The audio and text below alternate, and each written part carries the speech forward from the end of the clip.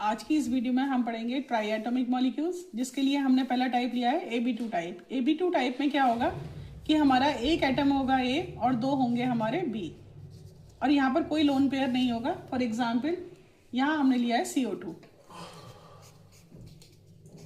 ये हमारा CO2 है जिसमें ये C रिप्रेजेंट कर रहा है, ये दोनों ऑक्सीजन है और ये डबल बॉन्ड है। और ये जो शेप बन रही है ये बन रही है लीनियर शेप, और जो बॉन्ड एंगल बन रहा है वो बन रहा है 180 डिग्री। तो इस तरह से ये बन गया CO2। अब हम दूसरा टाइप लेंगे AB2E। AB2E में क्या होगा कि हमारा एक होगा A, दो होंगे B और एक बचेगा हमारा लोन पेयर ऑफ इलेक्ट्रॉन, यानी कि दो इलेक्ट्रॉन हमारे यहाँ बचेंगे। इस वाले एग्जाम्पल में हमारे 4 इलेक्ट्रॉन थे, कार्बन के चारों यूज हो गए थे, no lone pair of electron. अब इसका एग्जाम्पल है जैसा हमारा SO2।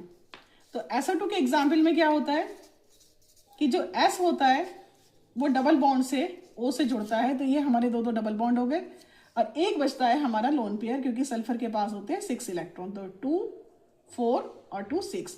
और ये जो शेप आती है इस शेप को हम बोलते हैं बैंड शेप, और जो बॉन्ड एंगल बनता है वो बनता है 119 डिग्री।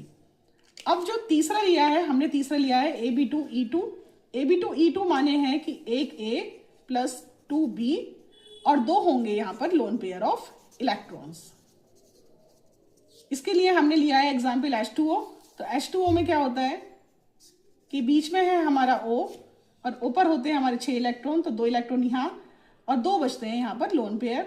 तो ये दो लोन पेयर दिखाए गए हैं और ये दोनों जो हैं वो हमारे हाइड्रोजन एटम से सिंगल बॉन्ड जुड़ा हुआ है। और ये जो एंगल आता है ये आता है 104.5 डिग्री, और ये भी जो शेप बनती है ये भी बनती है बैंड। तो इस तरह से ये हमारे तीनों ट्राई एटॉमिक मॉलिक्यूल तैयार हैं। Thank you.